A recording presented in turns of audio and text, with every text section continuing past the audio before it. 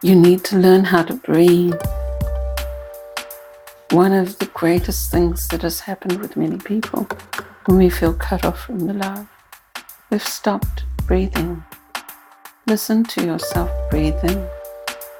Begin to listen to your heart, because if you're not listening, you're not loving. I daily share this with everybody that can open their hearts. Don't feel sad for Mother Earth. Don't do that.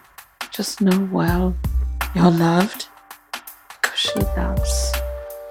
And we love her because no one, absolutely no one, goes around holding their breath. We call it life. I call it love. Hello, welcome back to the show. Thank you as ever to all of you that listen to the podcast and go along this journey with us. We appreciate it greatly. For the past 15 years, I have been deeply exploring how to live a beautiful life. For me, this means on the twin trail, our inner world and our outer contribution. This has taken me to many places that I'm sure some of you would not believe exist. I have studied with some tree masters around the world, have taken many hours of training and courses, and kept asking, inquiring, and adventuring with curiosity. I've had to dig deep and find my own answers along the way through a series of accidents and extraordinary circumstances. It's partly what led me to start this podcast, that desire to keep learning and growing in wisdom and grace. Some of you will know that for a number of years I've been working one-to-one with clients, hosting workshops and retreats and facilitating programs. In August, I launched Presence Collective as a way of synthesizing this knowledge so that it's accessible and easy to put into practice, integrating it with the journey we're all going on together through The Future is Beautiful.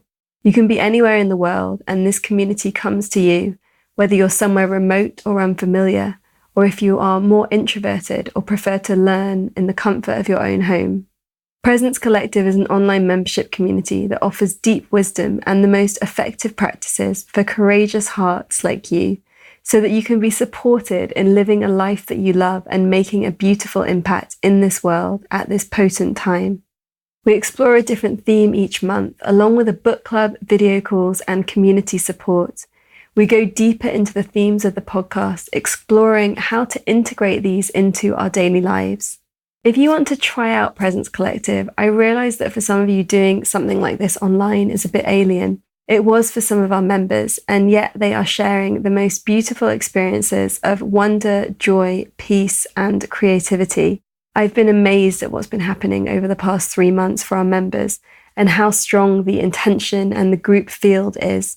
And so I wanted to give you an opportunity to try it out for just £10. This will give you access for a month so you can dive into the classes, tools, and calls.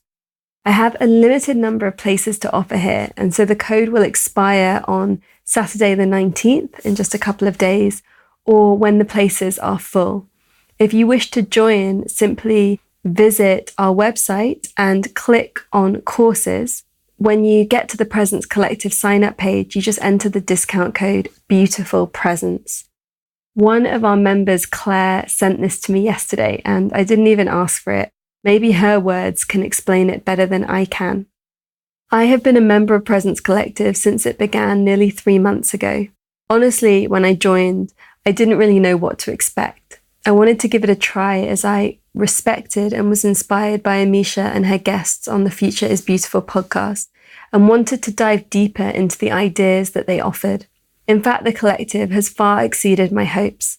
There has been a deepening and expanding of my understanding of my place here in our world of interbeing. I have discovered new practices, strengthened old ones, have felt impassioned, heard, and supported. There has been a lot of smiling and laughter too, and a feeling of real human warmth, something I just wouldn't have expected from an online community. It simply feels real and connected. I would really encourage anyone thinking about joining to do so and give it a try. Nothing to lose and everything to gain. A big hug of gratitude to Amisha and all the rest of our community from me. The theme we're exploring this month in Presence Collective is eco-grief and eco-anxiety, which feel very relevant today with the media coverage of Extinction Rebellion and all that that's bringing up. I share my perspectives on this topic, having talked to many leaders in this field, and offer some practices in order to work with this. My guest this week is another incredible participant from the Flourishing Diversity Summit, which took place in London last month. Dr. Erena Rangimarie Rereomaki Rhöse is a Maori woman native of Aotearoa, New Zealand, who has lived in Sweden for 30 years, married to a Swedish husband. Her Maori name means flying, hopping, peace star. Erena is the daughter of paramount chiefs and a member of the royal family of her tribe. She's a guardian carrier of tribal knowledge and a doctor of traditional Maori medicine. She travels back to her homelands regularly. Erena considers herself a daughter to the Whanganui River, since her river was given human rights 3 years ago in 2016. It was her great-great-grandmother, Rereomaki, who signed the Treaty of Waitangi in 1840 for the Whanganui region with the British Crown, Queen Victoria, and other Maori chiefs from the area. This conversation took place in a UCL dorm room, and yet Erena takes us into the heart of the river. This conversation is very experiential, and so I invite you to find a quiet place, preferably outside in nature, and listen to the beautiful gifts she shares with us. She was part of the special day at the Flourishing Diversity Summit, which was led by Jyoti and some of the other women. And there was an incredibly moving part where she was held in her grief as her father had recently passed away, and we were all able to witness this grief and this expression of care and community. In this conversation, we explore the question, how will we heal the disconnect between humanity and Mother Earth? I hope that you enjoy. Welcome to The Future is Beautiful, with me, your host, Amisha Gadiali. On this show, we explore the weave between politics, spirituality, creativity, and sustainability. It's time for us to move beyond silos and into an integrated way of being. Every one of us has ideas and personal experiences to share that can lead us to a brighter future. This is the revolution.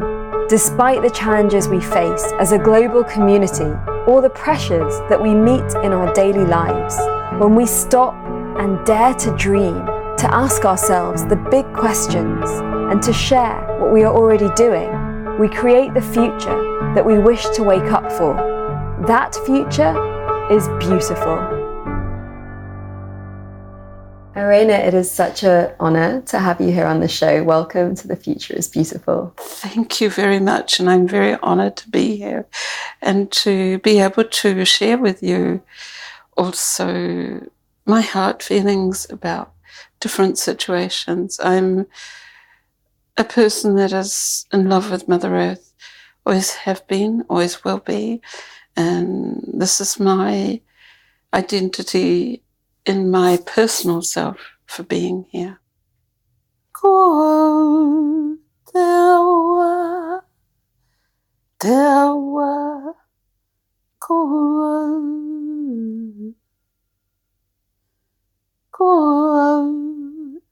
papa tuanuku,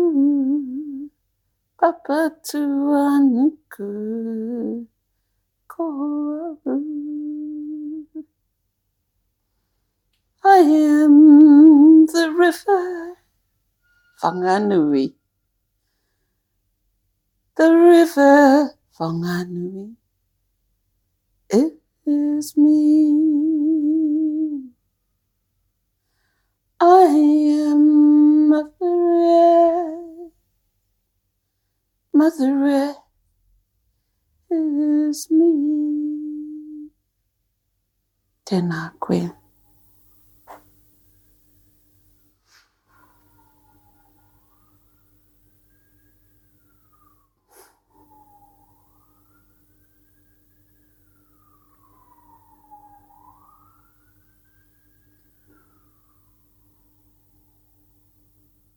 And with that sound, she's in help, she needs help.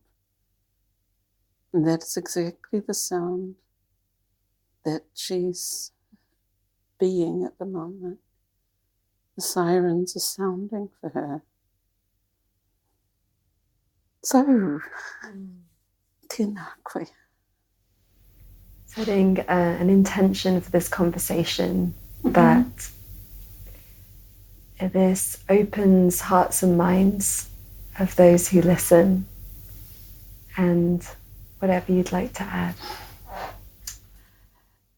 Well, I feel that I would first like to introduce you in my Māori way with something we call a pepeha. And this is really who I am. So my pepeha is Tongariro te maunga. Tongariro is my mountain. Whanganui te wai. The river Whanganui is my water. Ki te marae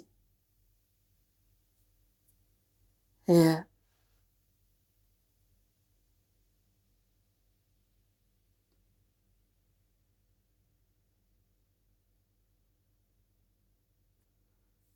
Ngāti rānana. He Whanganui te iwi. My ancestral house is Ngāti Rānana. My people are the people of the Whanganui.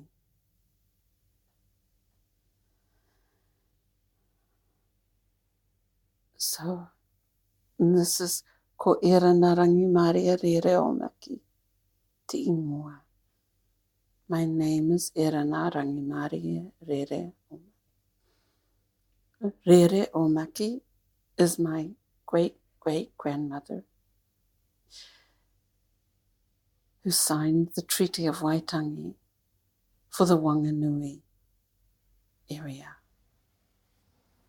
So I'm a daughter of chiefs from that area. On my Ngāti Kahungunu side, Te Hapuku, and that genealogy, Kahuranaki te maunga, Paukawa te wai, Te hauki te marae, Ngāti Kahungunu te iwi. And then we go down to the south side, Te Waipounamu, and Tarahura te awa. Here, o te wai. Still working on that one. But I have family all over New Zealand, relations that are all over New Zealand. It's the pepeha is something that is really quite strong because it's a way of knowing where you come from. It's your roots. But as I say, I've just recently acquired my lands in the South Island, so my rivers. It's so crazy. So it's I'm Ngāti Mamoi in the South Island, and just to understand everything, and so it's all rather new. So that pepeha I haven't really learned yet because I've not grown up with it, but I am ancestrally quite a part of it because I'm a landowner, a tribal landowner. I'm a tribal landowner in many tribes. What is a pepeha? Pepeha is your birth right or your birth song. So your birth identity. Beautiful. Yeah. But these are some of the knowledges that I would like to speak about. I've learned about incarnation, but I don't know really what that is. But my people call that, I should say that we are ancestrally always linked to every part of time into every destination on our earth, but also in the 12 universes of creation. What are the 12 universes of creation? Why did I open that conversation? Anyway, the 12 universes of creation take us all the way back to the beginning of the beginning. And we have a understanding. The beginning is te kore korea, the nothing of nothing. And so when you ask, it's a very long way to go back to the understanding of that. But then in that situation, the movement happened. And the movement moved together with itself and created Ior, the first guardians of all creation. Ior, the eternal parents. So all the way from nothing of nothing to the first movement to the creation of the great creator. And that's 12 universes away. And we are related. We are related that all the way to that.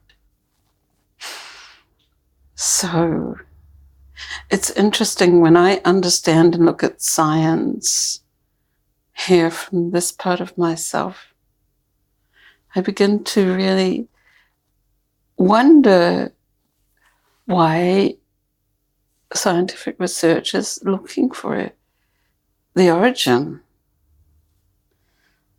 when the origin is already a part of who and what we are. I'm sure I'm not the only one that has talked about this with you, but this is what I have been brought up with. So whenever anybody asks me about Mother Earth and our creation or our creation story about that, it's really interesting because Papatuanuku, Mother Earth, she's our mother ancestor. Aorangi, Sky Father, he's the giver of all things spiritual. She is the creator birther of all spiritual. So I do not understand sometimes why we don't open our minds, our hearts, to understand how spiritual it is just to be here with a great creator, mother and father. It's so simple. Yeah, it's very simple. But we've closed ourselves away into different ideas and worlds that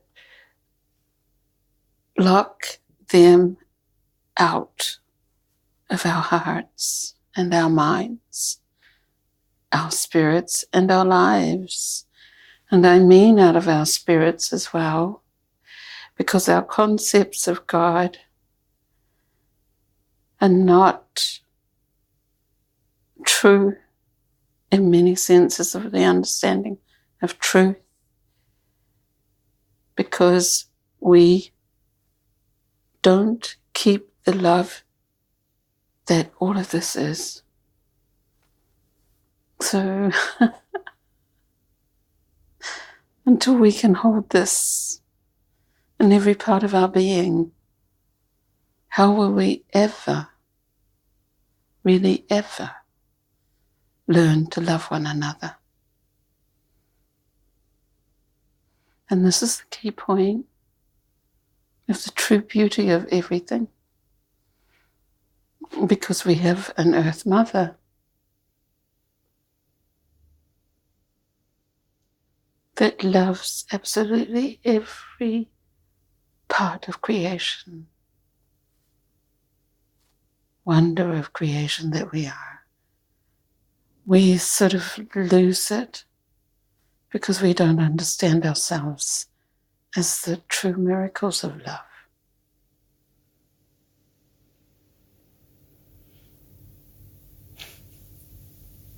Thank you. So, the key to the beautiful future can only be to become totally and feel totally blessed with her love and with the Creator's love. I mean, there's no other way really to express, for me anyway. When I breathe,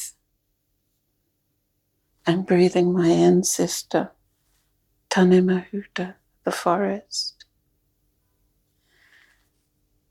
When I drink the water, I'm drinking my ancestor, Tongaroa, the water, from the sweet waters to the salt waters.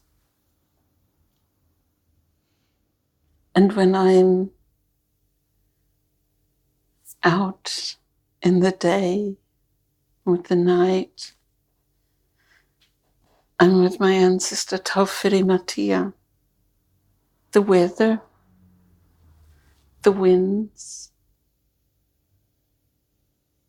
And then we have Rongomatane, the god of ore, everything not cooked, the raw foods, the plants of the forest, the coldness of the forest, Rongomatane. But Rongomatane is one that keeps the movement on the earth. Then we have Homai Tikitiki. He is the one that is the cooked food. He is the keeper of everything planted. He is the cultivator. But he keeps the sun to create the movement of life. So the coldness and the warmth. And then we have the fire, Ruamoko, still in the belly of Mother Earth, the volcanoes. So these children of Mother Earth and Sky Father represent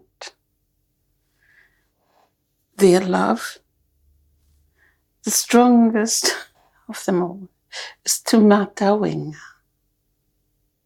the god of war. Humanity, the god of all human beings. Tane Mahuta is the god of all animals. Tongaroa is the god of all fish in the sea. And Tane Mahuta, some of the children escaped from Tongaroa and became reptiles on the land. So when you grow up with this understanding, with those connections and that knowing, you know you're allowed to ask for beautiful days, sunshine. And you know when you need rain, you can ask for the rain. But it's another thing to know and to really go inside your heart and be that. I've worked for many years to help bring people to this understanding of this is what we have and are inside of us. But it's not so easy, because the blessing on top of all of that is that to be really beautiful and humble and wonderful, each time you do and you ask and that you receive, you do receive, it is to honor and give thanks, but most of all, just to give love. And this is, for me, the difficulty that we have as human beings. Can you understand me? Yeah. The difficulty that we have to give love. Yes. And perhaps also the difficulty we have to receive love, to believe love. And I feel like they're more cut off from nature and from each other that we are. You know, the way that many of us live in urban environments and cities and live alone or with one person, not so connected to people around us and not connected to the weather apart from how it affects our commute to work or how it affects our ability to, you know, have a nice party or something. There's a disconnect. And when you were talking, you know, I was feeling like when you said that you can ask for a beautiful sunny day, it's also because you are interconnected into the whole land and the ecosystem that you also know when the rain is needed. So it doesn't come from like a desire of like pleasure and comfort. It comes from understanding like the whole picture. But it also comes very strongly from a place of love. And you know that you just know that you have a desire, perhaps have a need, but there's also that there is a desire outside of yourself, that the rain or the sun has a desire to shine, has a desire. It also has a need. And the rain also has a need. So you just connect to the desires of each other, but it's only this lovingness, not because you think you can do that, just because you have this heart and desire inside of yourself to know that your love can touch the love of what you are asking. If you ask for anything in love, you'll get what you want. As long as you're clear about what you're asking for, that's all. The other thing is that you need to do it sparingly. It's not something that you just do it because you think you can do it. You do it because it is a situation that needs you to do it, like to everybody that is listening to me. In your heart's desire, when you do it with love, to stop the fires burning around our Mother Earth, it will happen because you ask with love. And your love is being met by the desire of love from the forest, from Mother Earth, from everything else, from creation itself, to stop burning. Not because we really want it, but because it also really wants it. A friend who is in the Amazon at the moment and has been there for maybe 3.5 months shared that there's been so much rain in the last week or so. The fires are all like nearly out. It's an unusual amount of rain. He was, you know, sharing that these global prayers work. Yes, of course. And, you know, okay, now let's send our attention to the fires in Africa and the fires in other parts of the world. Well, definitely in the Arctic Circle, and to, yes, of course, in Africa. But just the burning of the earth in general. Mother Earth is, how did I say it? Not just Mother Earth, but if you really, really look around at the trees are suffering in the sense that they're a little bit limp, they're a little bit sad. I don't know, I just feel this is my own personal feeling deeply. But I can see, but there are many trees that are not able to really keep their health, and so they're easily attacked by sicknesses or by just drying out. We have a dire situation of all water on earth. There is no real clean water left on earth. But I believe deep in my heart, if we can really meet the water within us, this fantastic water, our water knows in every way how love feels. So every time we give this water back to the earth and just realize that we are giving our love instead of giving them something that we are ashamed of. For one of our friends listening who may feel like they are cut off from that love in themselves, how do they reopen it? How do they find it? You need to learn how to breathe. One of the greatest things that has happened with many people when we feel cut off from the love, we've stopped breathing. In the breathing, listen to yourself breathing and begin to listen to your heart.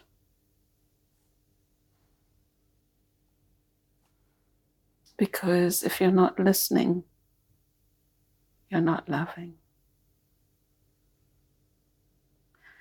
So you're not listening to yourself, full of life. You don't give yourself time to listen to your beauty of life.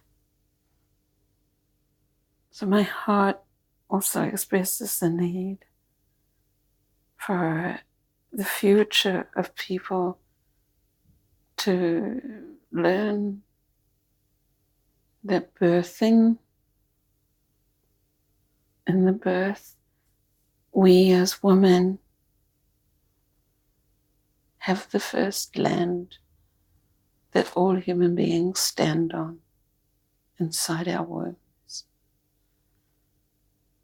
Know that you've come through this passageway and always being born this way, or understanding that you've stood on your first land, your placenta. It was only created by love, only, and you only come from that source of love. So it doesn't matter what your history around you is, you are only born in love.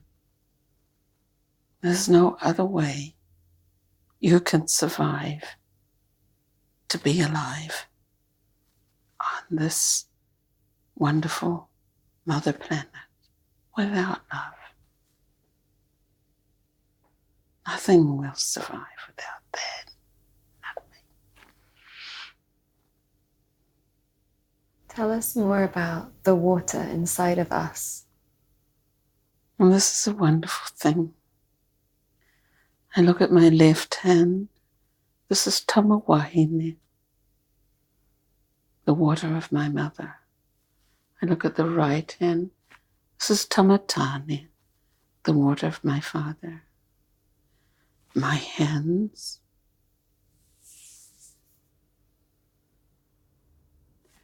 they are the greatest gift I can give to humanity.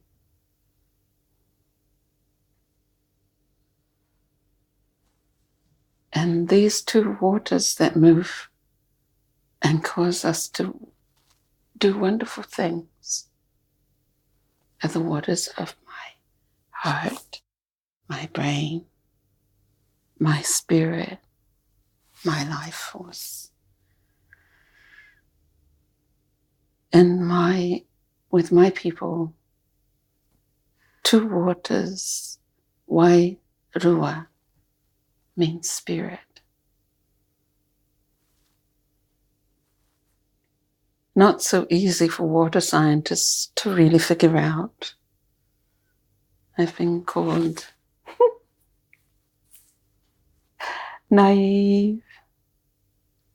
That is not the way we look at it as Maori people. We know we have come from two waters. Because in the beginning, when I talk about the first movement, it's actually two waters that moved with each other to create the movement. The movement created the water, and that created the spirit, the possibility for the body of the spirit to be. Every planet that exists has been born in water and dies with the water, the mist. She is our ancestor, He Nepu Kohurangi, the water of all planets. So this is where our love extends to. This is what our water belongs to. Since the time immemorial, time beyond time. And this is not my religion. This is nature, or the way to where nature comes from, or the essence of Mother Earth. This is who I call nature. There's no other thought of my people. It is only Mother Earth, Papatuanuk. We have no word for nature.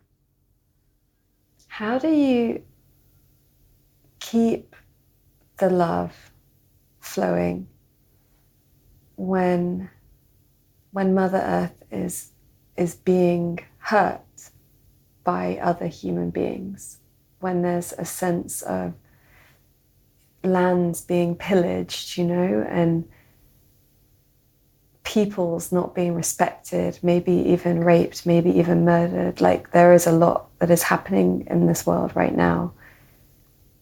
How do you hold the love with all of that?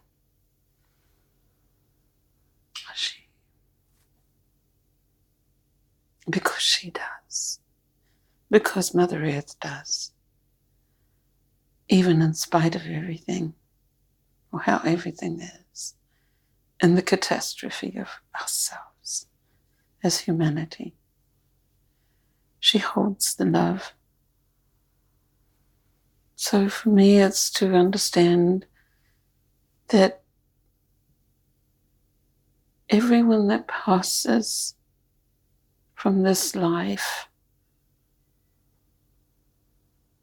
needs to pass with peace, or will pass through peace. But every passing, and this is not just for humanity, this is all life. Every passing of life, she holds in her heart, in her womb. So that's how you hold the love, because it's a memory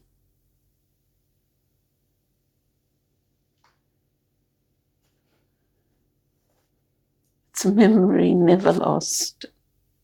Never.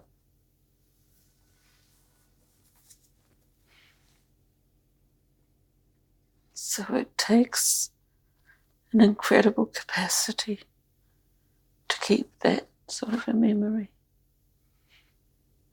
and know deeply that Mother Earth keeps the memory.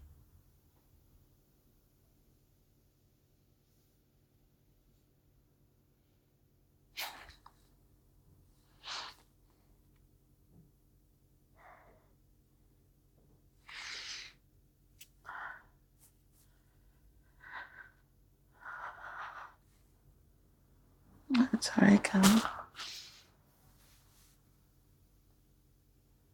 So yeah. And if we can just begin to touch a little bit of this within ourselves, we can too. We can keep the memory.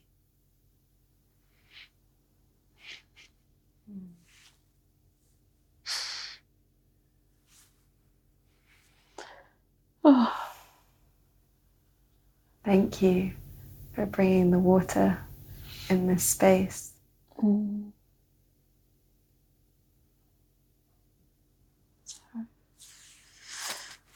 I daily share this with everybody that can open their hearts. Don't feel sad for Mother Earth. Don't do that. Just know well you're loved because she loves. And we love her because no one, absolutely no one, goes around holding their breath.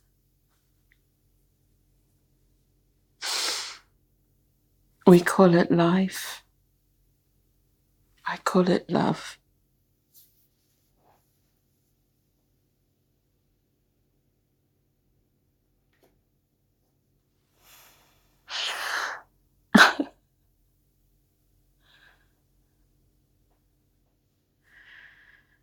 Wow.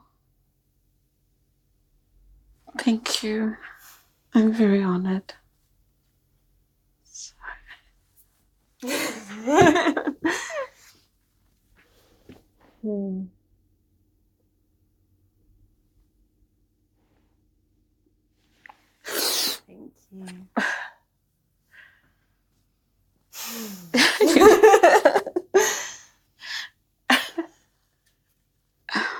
We'll just give that a moment to land. Okay. Because what we're sharing is so simple, and yet it really is the heart of everything.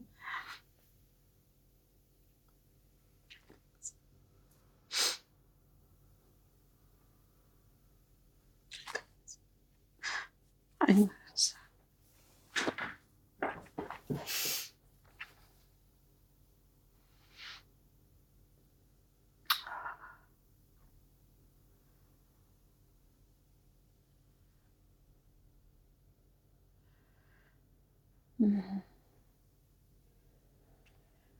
Ehara itemea non-Maori te aroa no tupuna tukui ho tukui ho. Love is something that we borrow from our ancestors.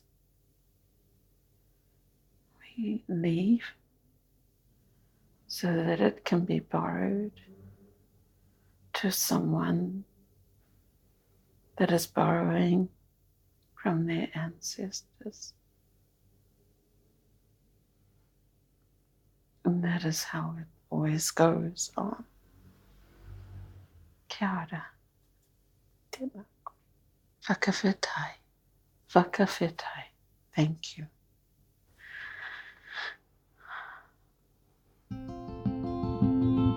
Hello, this is Amisha.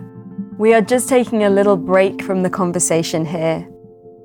On behalf of myself and the team, I want to say thank you for being part of creating a beautiful future.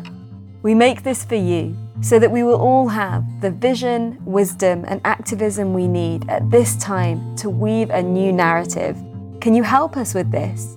You can do that by making a monthly donation to the podcast to cover our costs. Just the equivalent of a fair trade banana you might eat or a chai latte you might drink whilst you listen to this will make a huge difference to us.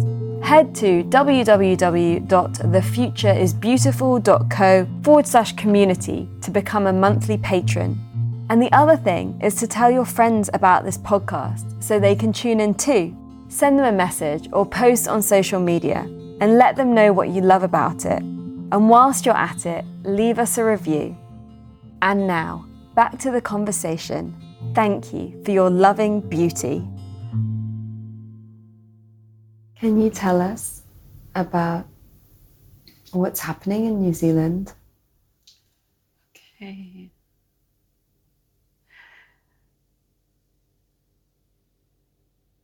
There are many things that are happening in New Zealand with our people.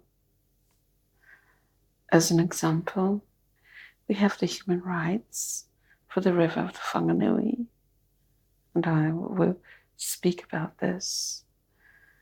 We have a return of many of our rights, the right to our Maori education, to Maori language, the right to Maori medicine, to practice,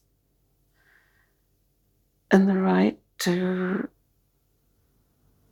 have our knowledge acknowledged and passed on. So Maori is now a second language in education, and it opens more opportunities for our people to go forward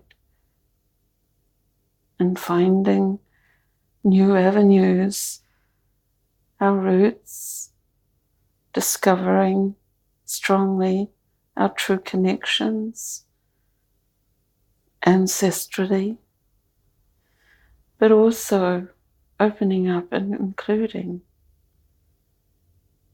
New Zealanders, Pākehā people, we call them non-Maori people, so that we are able to go ahead. But the situation is changing a lot. In the development of New Zealand, there's still some terrible things happening in the way of farming and aggressive farming, I call this, that is still poisoning our lands, but we are changing. And our people are getting stronger and beginning to understand we cannot continue to farm and crop the way we do. We've now got to make a difference as Maori people who are Maori landowners. But at the same time, we've come into an existence of being dependent upon the system that we live in. But slowly, slowly, our people are going back. They want to return to the land, because this is really the true substitute of who we are, what we are, and beginning to learn how to getting back to basics so we can have the quality of life and food and water for the future. So we begin to listen again. We begin to take back the source of our understandings, our culture, our knowledge, and work with this again so that we can recover. And I think this is a situation that is going to be necessary for many peoples all over the world, and strongly, especially for indigenous peoples. But we need to reconnect to the land. The reconnection is, we have a responsibility for this love. So we're coded. And every nation is coded to the land that they live in. But it is a little bit different with indigenous peoples because we have in existence sort of like treaties with the Mother Earth that we need to follow. So this is why it's a bit different. The people know Mother Earth. The people know the knowledge of her existence and her children. The people know the love of the land. We haven't forgotten. Not quite. But moving with the existence of what is happening with Occidental society or Western cultured, civilized society moves against itself in many different ways. So it's difficult. It's not so easy. When people don't accept that people are allowed to poison you, it's difficult to move the understanding. Do you understand me? Mm-hmm. There are many situations we are learning to begin not to live with plastic, as an example, because we see what we've done wrong. Now all the attentions are coming back on Western civilized culture that really we're answerable. Every human being living today is answerable to this. No matter how isolated you are, we are all partly responsible for this. So we need to learn to love plastic and to put plastic back in its true place and not be as dependent upon it. Where is plastic's true place?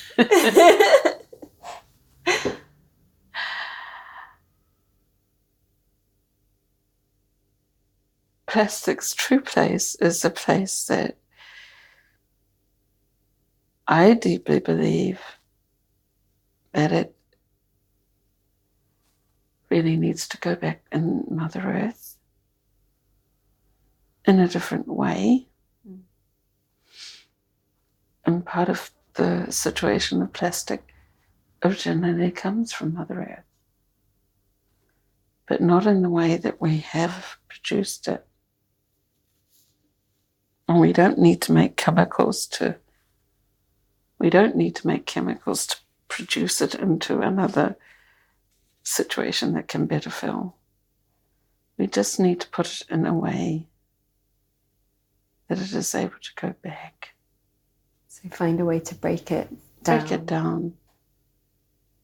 But to break it down in such a way that it's going to be beneficial. Mm. Plastic may be the situation that grows our new food. I like the notion to love plastic. Mm-hmm.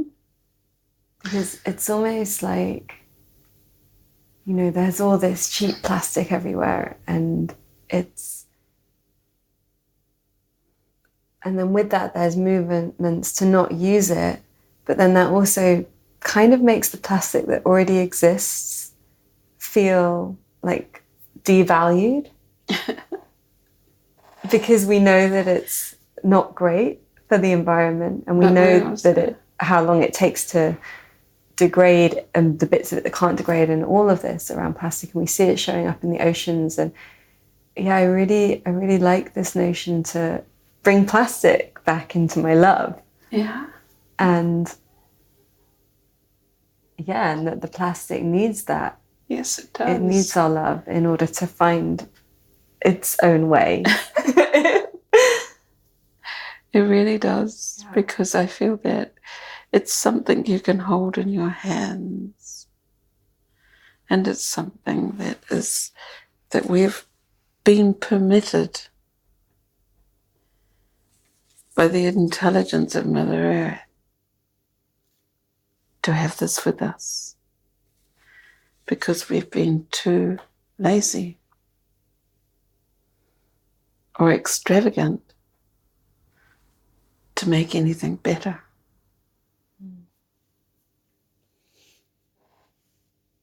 So yeah, for drinking vessels, my people had gourds, as an example.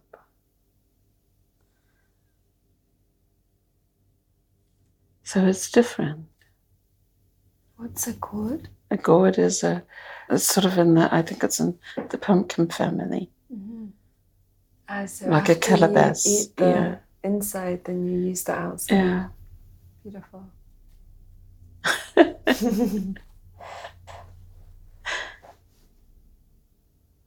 The energy is so strong. Yeah. In this room right now. And it has been all day. Yeah. I woke up knowing that I was coming to be with you all.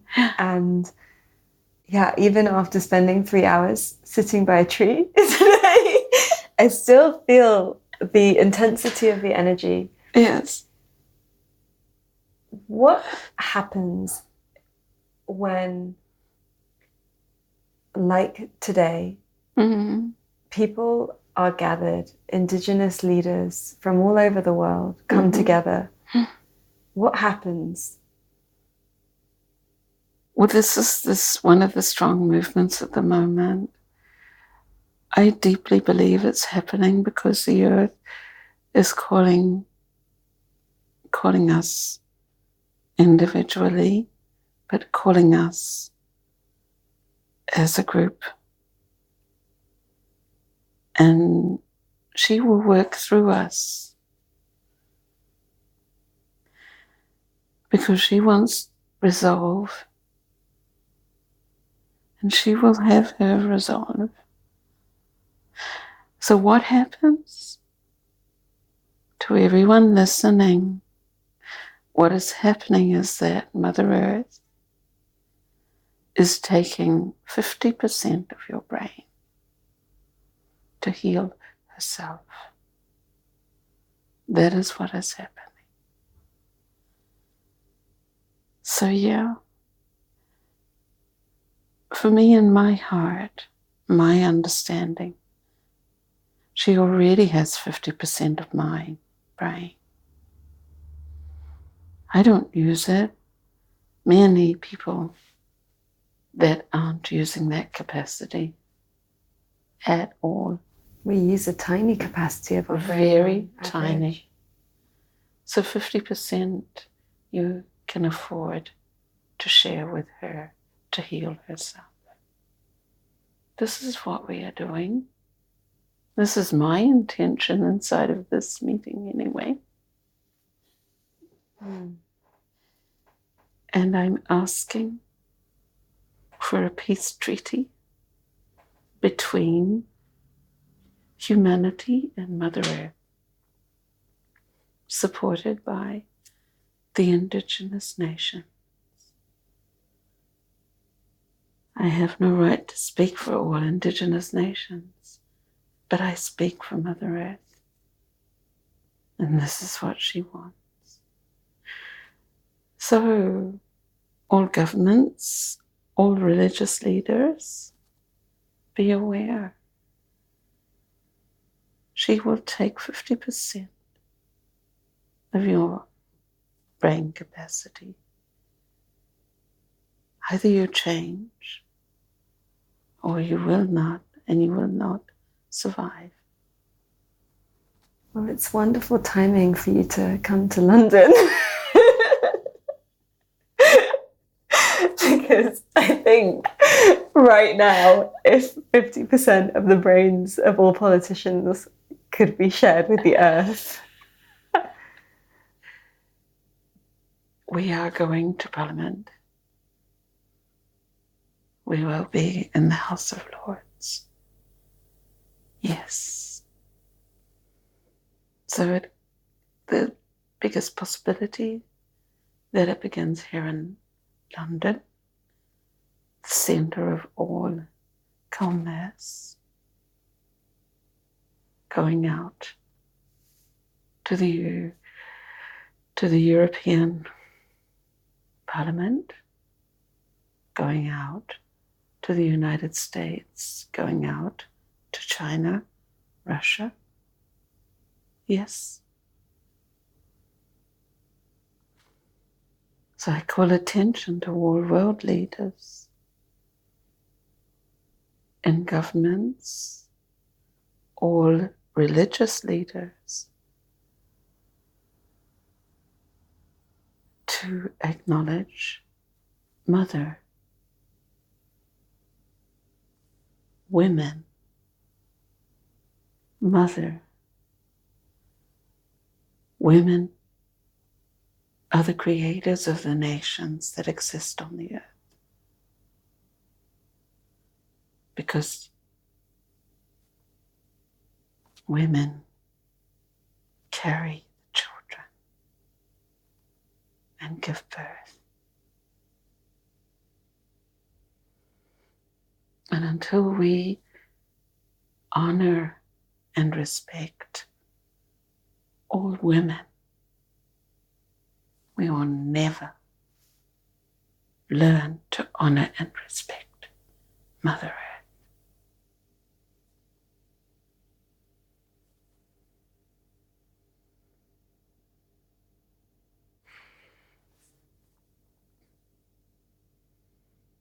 Mother Earth is working on every human being, and especially you men.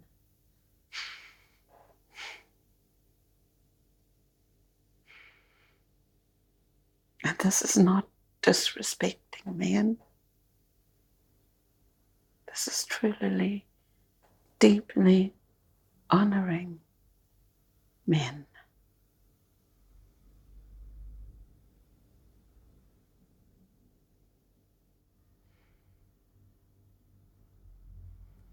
Because really, the true, beautiful future are happy women, loving women.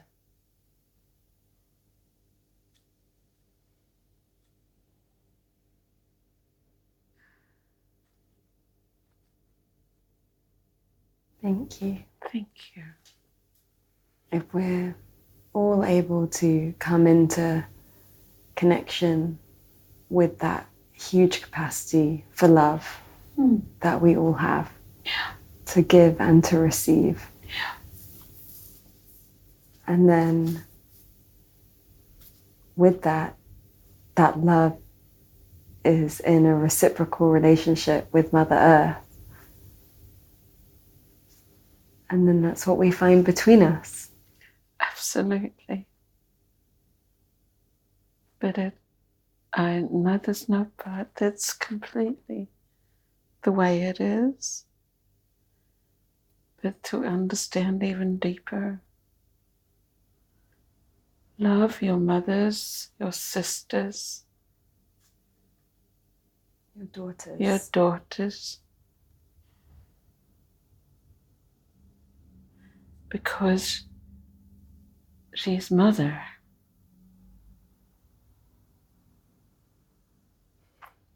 And men, don't forget to to love your mother, your father, because he's a learner of that love.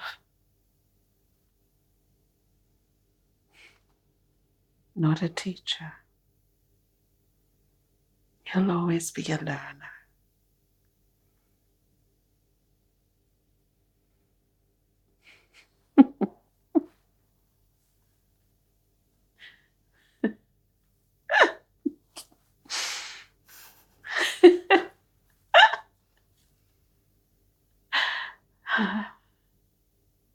Thank you. Thank you so much. Thank you for spending your precious time with us. As always, you can find links to everything we mention in this episode, download our book, and discover so much more over on the blog. We don't believe in selling you things you don't need through this podcast, and so it's made possible with you, our community. If you loved this and would like to fund our show with a monthly donation or join our online group to connect with other listeners, please visit www.thefutureisbeautiful.co and click on Community and Support. Please also share with friends, hit subscribe, and leave us a review so we can grow. Those gold stars really help others find us, so these ideas can spread. Here is to us, creating a beautiful future together. The Future is Beautiful is made by an all-female team working voluntarily or on reduced rates until our listener support grows. If you have been moved by anything you heard here, please donate the equivalent of buying us a drink. All donations make a huge difference to us and will allow us to keep doing this and remain advertising free. Until next time, I leave you with this question. How will you create beauty in the world?